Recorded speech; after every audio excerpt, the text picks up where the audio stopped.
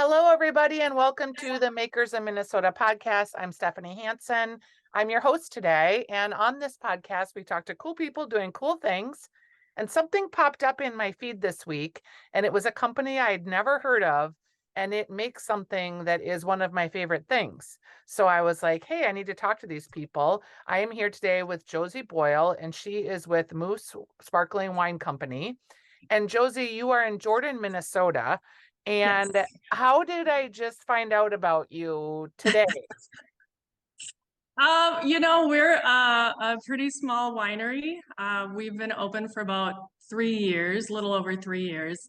And I don't know, I guess we just need to get on more people's radars. Yeah, because you are doing two of my favorite things. You're doing cider, actually Mhm. three of my favorite things: hard cider, sparkling wine, and using all Minnesota grown grapes. Yes. Yep, exactly. Well, where should I begin? All of it. Tell me. Um, yeah, the sparkling wine really came about because I've been working in the industry for about 15 years, and I got my start early on. I worked in Michigan at Mobby Vineyards, which only makes sparkling wines. So I worked there a few years, and that's where I learned the process of making sparkling wines and all of that, because it is very technical. It uses different equipment. When you add bubbles to a liquid and try to package it, a lot of things can go wrong, and there's a lot Yes. of factors to consider. So that's why most wineries don't also do sparkling wine. It's a very specialized type of winemaking. So I worked at Mobby for a few years, and then I got homesick and moved back to Minnesota, where I grew up. And this was my dream, to open Mousse one day. So tell me about your, do we call it a tasting room? Because we don't, because you're doing cider too. So it's not, are Mhm. you a cidery? Are you a tasting room? Are you um, all the above? Kind of all of the above. Yeah, we're a tasting room. Yeah. But one thing that's different about us also than other wineries is that we're actually right downtown Jordan. We don't grow any of the grapes ourselves. We buy from local growers around Minnesota. But you're not gonna come to us and frolic among the vineyards, because we're just right in downtown. And that's kind of the feel that I wanted to convey, sort of. We're more like a wine bar Sure. kind of feeling. And we have a nice patio outside too. So it's beautiful, on the nice summer days. When you look at a state like Michigan, the terroir is somewhat similar to a Minnesota climate and topography.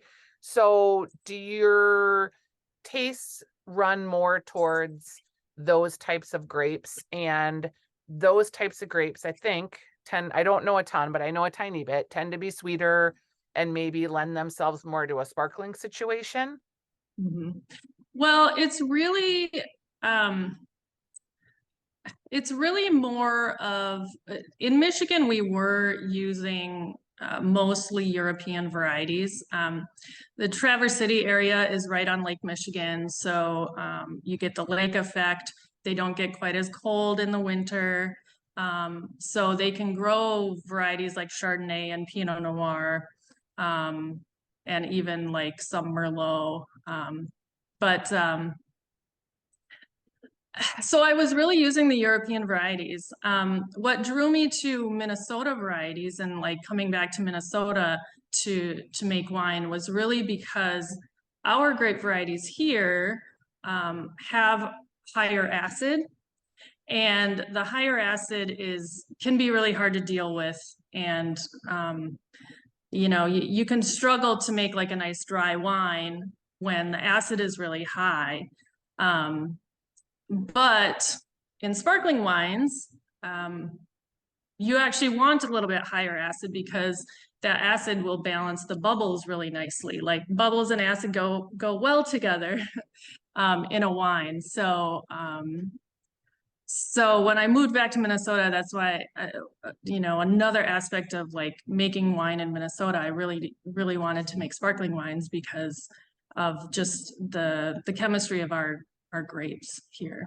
So one thing that attracted me to you was this press release I got. I'm somewhat obsessed with Advent calendars. I don't know why, Yes. but I just feel like they're so fun. And you have an Advent calendar that really incorporates all of your products. Can you tell us about it? Because it's Yes. so cute. Yes. So this is a lot of fun. Like I said, we've been open for a little over 3 years, and we've actually done an advent calendar every year since the beginning.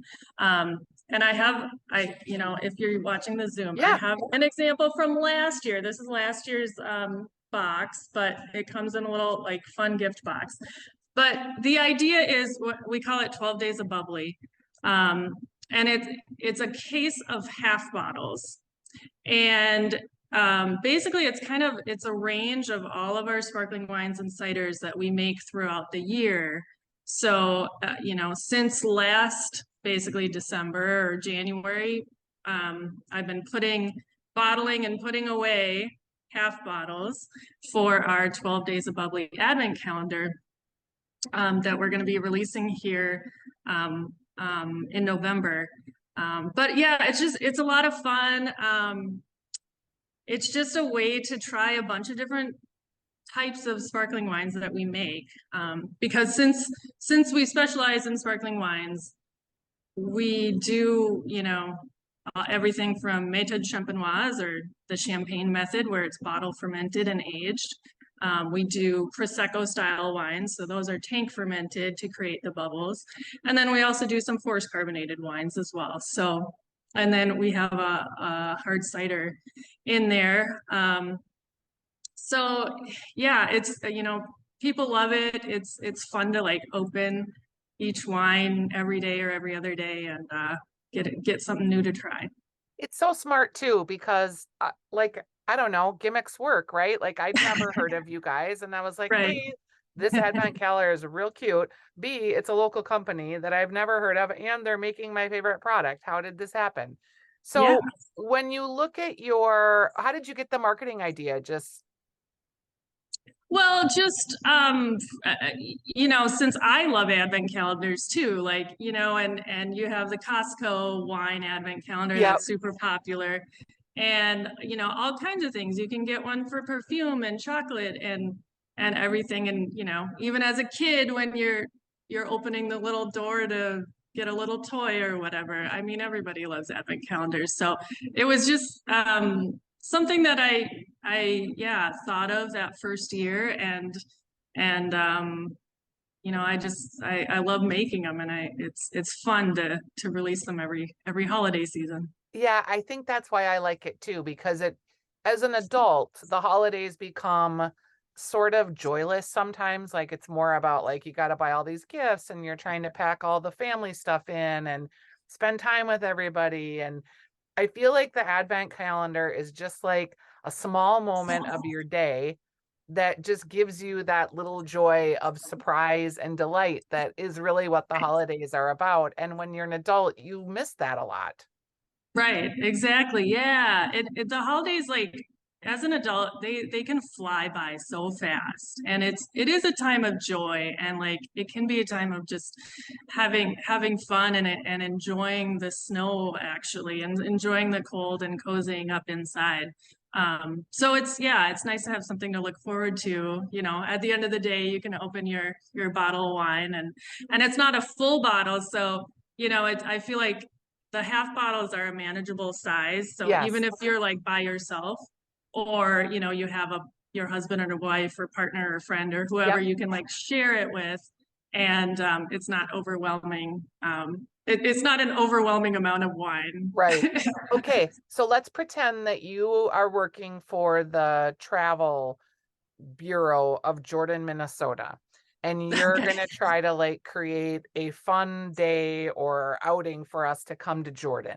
if it Yes. was you and you were with a gal pal or your spouse or whatever, what would be like a fun, full day of things to do in Jordan, including yours, of course? Yeah, of course. So stop at Mousse, of course. But we actually have a lot of good stuff, and this is a great time to come to Jordan because we have a couple of pumpkin patches. Down here we have Minnesota Harvest, which is a really great apple orchard that the Ferguson family just took it over a couple years ago, and so they kind of made it all brand new. So the apple orchard's a lot of fun. We have Minnesota's largest candy store, We of sure course, do. right down the road. So that's a big draw, and that's like even if you don't like candy, it's just a sight to see. Um, and then, of course, in downtown Jordan, we have some really nice boutiques. So if you are coming in with your girlfriends, Bluff Creek Boutique, Sassy Cat, and Neon Orchid, and even the Vinery Floral. There's a nice florist that has a little gift shop. So there's some fun shopping to do for sure. And I should mention that for the deer opener on November 4th, we are the downtown businesses are having a little event. So if you wear your blaze orange, you can get some deals here. Cute. So you can make a day out of it, really. And yeah, we have I a lot love it. going on. Well, thanks. It was a pleasure to meet you, Josie. You sound like you know your way around to sparkling, so I'm excited about that. And the Advent calendar. This podcast is going to post on November 3rd, so people can. Yep. How do you want them to order it from you, and what are your socials so they can follow you and learn more? Yeah, so our website is moussewinery.com. That's spelled Mousse, winery.com. And we have a special web page on our site just for the Advent calendars. So if you want, the best way to do it is just pre-order. So you can either order for pickup in our tasting room or you can ship it. Yep. And then we are on Facebook at Mousse Winery and Instagram at Mousse Winery. So All right. you can follow us. We'll put all of the links in the show notes here. And I just want to say happy fall, happy harvest, and what a great idea. It's nice to see you. I hope to come to your tap room soon. Yes, please visit. Okay, Thank you. thanks. Bye-bye. Bye now.